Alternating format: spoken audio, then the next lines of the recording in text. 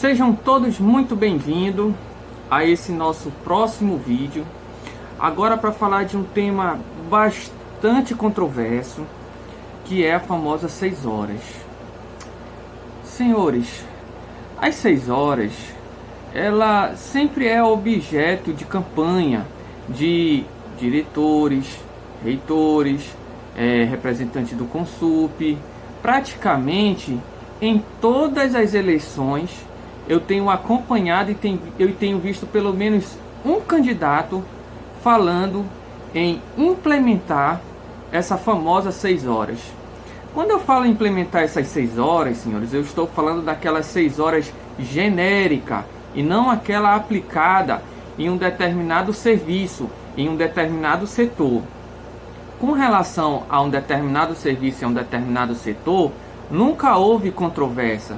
Isso sempre existiu e simplesmente hoje mesmo nós temos a lei Bernadette, onde flexibiliza essas 6 horas, mas eu não estou falando dessas 6 horas, eu estou falando daquelas 6 horas aplicada linearmente a todos os servidores. Então veja bem, senhores, vamos primeiro se preocupar com a questão jurídica sobre essas 6 horas. Nós vamos fazer aqui uma abordagem dentro do ordenamento jurídico, falando, pincelando sobre os principais pontos de regulamento em que fala sobre o horário de trabalho do servidor. E ao final nós vamos fazer uma abordagem política para terminar com essa apresentação. E assim eu espero que retire todas as dúvidas dos senhores, para que nas próximas eleições não fique dúvida na cabeça dos senhores e que os senhores não sejam enganados por candidatos que infelizmente faz desse tema um tema eleitoreiro, simplesmente para se eleger e se preocupando tão somente consigo mesmo e esquecendo da comunidade, que era para ser o seu principal foco. Vamos lá então para a questão jurídica. Acompanhe conosco a leitura do artigo 7º da Constituição, onde diz o seguinte: artigo 7º da Constituição: são direitos dos trabalhadores urbanos e rurais, além de outros que visem a melhoria de sua condição. Inciso 14. Jornada de 6 horas para o trabalho realizado em turnos ininterruptos de revezamento, salvo negociação coletiva. Veja bem, senhores, aqui o artigo 7º da Constituição, inciso 14, ele está falando a regra geral sobre as 6 horas. Olha, você quer ter 6 horas? Veja bem, para você ter 6 horas, você tem que caracterizar o seu serviço como algo ininterrupto, é o que diz o artigo, inciso 14. Então, perfeito, essa é uma regra de 6 horas, só que, como eu disse, de forma localizada e não de forma genérica. Mas vamos avançando sobre o tema e aí a gente vai chegar na parte genérica e entender o que é preciso fazer para que a gente possa ter esse benefício de forma genérica. Então vamos lá.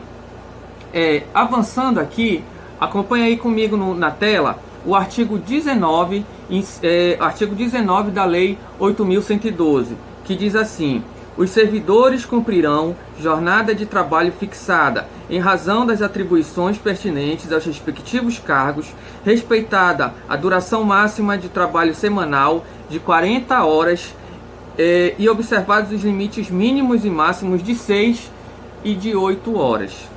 Bom, senhores, agora a Lei 8.112, ele já fala um pouco mais sobre os detalhes da nossa jornada de trabalho. Ele limita a nossa jornada de trabalho em um assunto variando de 6 a 8 horas. Bom, mas ainda até aqui não é possível a gente perceber quais são as ações que são necessárias para que essas 6 horas elas possam avançar dentro do Instituto. Para isso, então, para a gente entender, nós vamos agora para o Decreto 1590, onde aqui sim a gente vai entender o que é necessário para que uma determinada classe tenha direito desse trabalho de 6 horas de forma linear, independentemente do serviço em que você esteja localizado. Artigo 3º do decreto 1590 diz o seguinte: quando os serviços exigirem atividades contínuas de regimes de turnos ou escalas em período igual ou superior a 12 horas ininterruptas, em função de atendimento ao público ou trabalho no período noturno, é facultado ao dirigente máximo do órgão ou entidade autorizar os servidores a cumprir jornada de trabalho de 6 horas e carga horária de 30 horas, devendo-se, nesse caso, dispensar o intervalo das refeições. Então veja bem, senhores, aqui o artigo 3º do decreto 1590, ele ainda assim está falando sobre as 6 horas localizadas, ou seja, somente naqueles casos em que existe o turno ininterrupto, como diz aqui, ó, ao exigirem atividades contínua, ou seja, que não pode parar. O artigo 3º, ele diz que, olha, a autoridade máxima do órgão pode flexibilizar determinados setores para cumprir as 6 horas. Só que assim, senhores, ainda assim, não é essas 6 horas que eu quero falar com os senhores. Por quê? Porque essas 6 horas, ela sempre existiu. Hoje nós temos a resolução que é mais conhecida popularmente como Lei Bernadette, onde fala, explica quais são os setores que é considerado ininterrupto, onde aí fala sobre a necessidade de fazer uma comissão, e essa comissão vai fazer uma avaliação para verificar que setores que tem direito e que não tem direito, e por aí vai. Agora sim, senhores, o próximo artigo, o artigo 1º do mesmo decreto, ele fala especificamente sobre essas 6 horas genéricas, que infelizmente tem sido foco de promessa de campanha e que, ao meu ver, tem enganado muita gente que tem se iludido com esse tema, e é por isso que nós estamos aqui, para tirar todas as dúvidas dos senhores, para entender de uma vez por todas, para que não fique nas próximas eleições, eu vou prometer 6 horas, aí a pessoa vai lá de forma até mesmo desinformada, ignorante, ela vai lá e acaba aqui acreditando no candidato, depositando sua confiança, e lá na frente acaba arrebentando a cara. Infelizmente, senhores, o motivo desse vídeo é evitar esse tipo de situação. Mas vamos lá, depois a gente comenta mais um pouco sobre isso. Artigo 1º do decreto 1590. A jornada de trabalho dos servidores da Administração Pública Federal Direta, das autarquias e das fundações públicas federais será de 8 horas diária. Inciso 1º. Carga horária de 40 horas semanais. Então eu tenho 8 horas diárias e 40 horas semanais. Agora vem o exceto nos casos previstos em lei específica para os cargos de provimento efetivo. Então veja bem, senhores, o que o decreto aqui está dizendo é o seguinte: olha, todo servidor público, em via de regra, ele vai cumprir 8 horas diárias e 40 horas semanais. Se você quiser cumprir uma carga horária diferente dessa, diz aqui o inciso 1º, exceto nos casos previstos em lei específica, senhores. O que isso está querendo dizer? Veja, vamos pegar um caso concreto. O médico, ele cumpre 20 horas semanais. Mas por que ele cumpre 20 horas semanais? Porque existe uma lei específica garantindo para ele isso.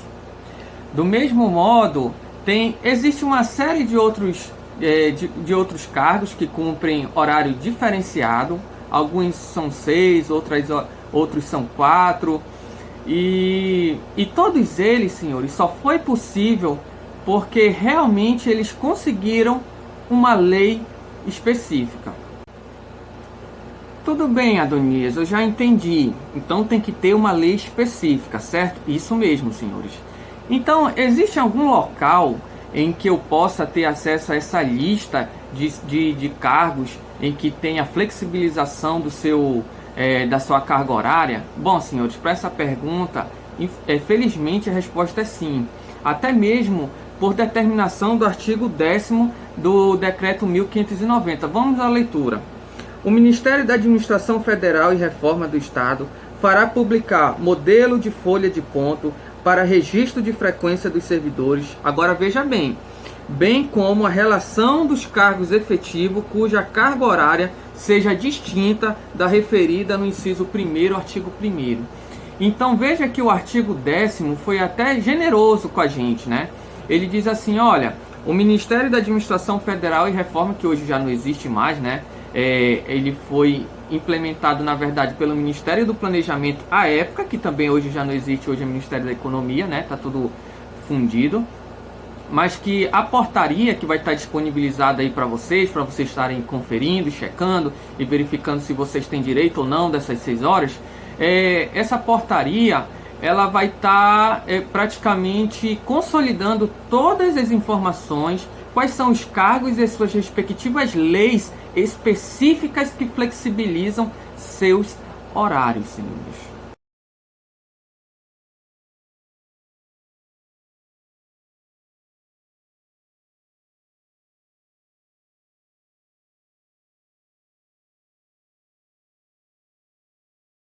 O que eu estou querendo dizer com isso? Eu estou querendo dizer com isso que não é reitor, que não é diretor, que não é consup, que não é representante de CIS. Não são essas pessoas que vão lhe garantir 6 horas genéricas, senhores. Essas pessoas, elas podem no máximo regulamentar o que já está regulamentado, a flexibilização das horas localizadas, das 6 horas daquelas localizadas, daquelas do regime ininterrupto. Aquelas 6 horas genérica, somente com lei específica. Bom, dado essa explanação, né?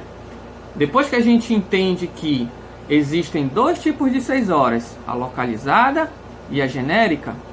A localizada, somente em determinados setores, onde eu tenho caracterizado turnos ininterruptos, avaliado por uma comissão, aonde vai concluir se há ou não necessidade de ininterrupção para aquele determinado serviço.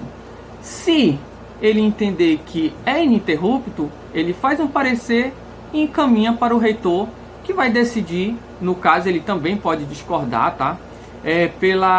O reitor também pode discordar. Ele vai decidir pela concessão ou não. Agora, vamos fazer aqui uma segunda análise. Vamos fazer aqui uma análise política sobre o tema. Como eu falei para vocês, esse tema ele é bastante explorado politicamente em épocas de campanha. Diretores, reitores, representantes de CIS e até do Consup, senhores, eu tenho observado historicamente em todas as eleições, praticamente esse tema ele é dado como certo. Por exemplo, eu vou citar um caso concreto. Vamos citar um caso concreto porque nada melhor do que aprender nos exemplos, né?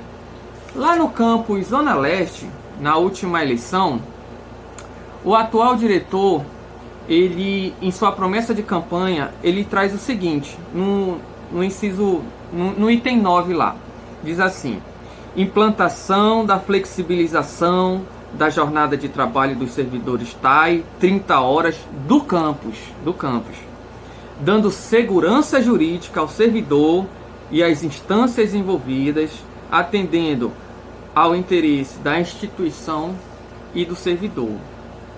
Bom, senhores, eu não vou fazer aqui uma interpretação sobre esse texto, tá? Eu não vou fazer uma interpretação. Esse texto aqui ele é ambíguo. Para mim, esse texto aqui ele está muito ambíguo. E se a gente for observar todos esses textos, seja para diretor, qualquer texto que venha a aparecer, todos eles vêm ambíguo. Por quê? Porque ele tem 2 viés. né? Primeiro, o candidato ele aparece dizendo que vai apresentar, não, nós vamos dar 6 horas para todo mundo e tal, não sei o quê. E na hora que ganha, ele sempre vai falar, não, olha lá, o texto dizia que tinha o interesse da instituição também e tal, não sei o quê. E assim as pessoas elas acabam sendo, vamos dizer assim, praticamente enganadas. Por que eu digo isso?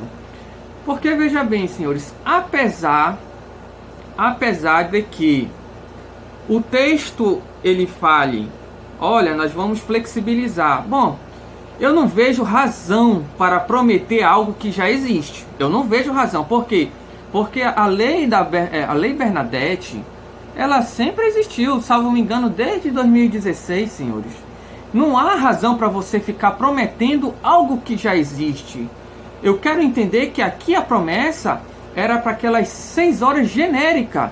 E tanto é, senhores, tanto é que as pessoas, elas vinham, elas cobravam, diziam assim, ai, cadê as 6 horas que o diretor prometeu? A gente via isso em grupos.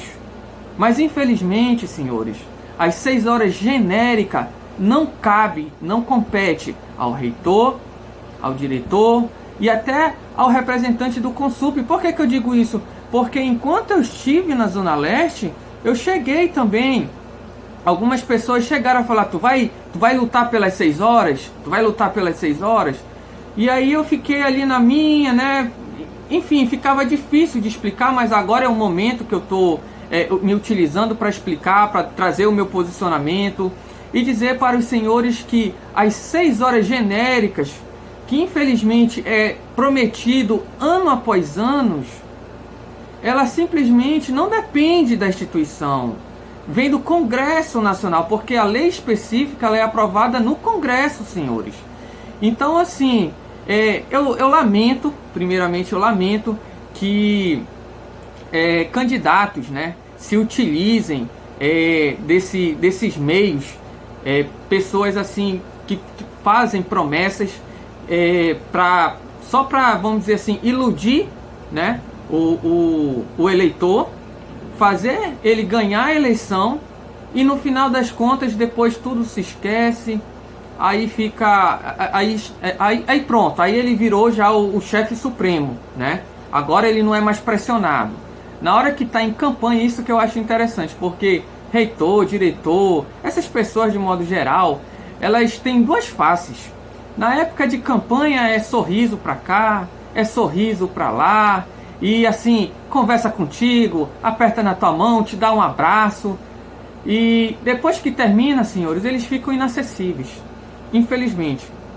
Se você for tentar cobrá-los, você ainda vai ser ameaçado, né? A gente viu aqui um exemplo no último vídeo mesmo, anterior, onde dentro do próprio conselho, um determinado conselheiro entendeu diferente da gestão e, né, foi ameaçado com punição. Infelizmente é assim, senhores. Eu lamento isso, né, claro. E gostaria de dizer para os senhores que esse é o nosso posicionamento. Se de repente ficou alguma dúvida na cabeça dos senhores, os senhores podem entrar em contato comigo direto no WhatsApp, pode fazer comentários embaixo aí no YouTube, nos comentários.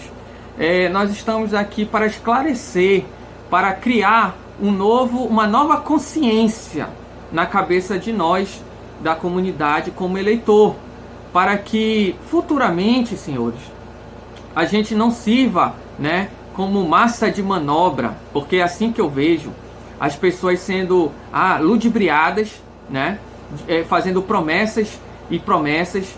E quando chega na hora de implementar, a gente percebe que, na verdade, nunca houve inviabilidade jurídica, senhores.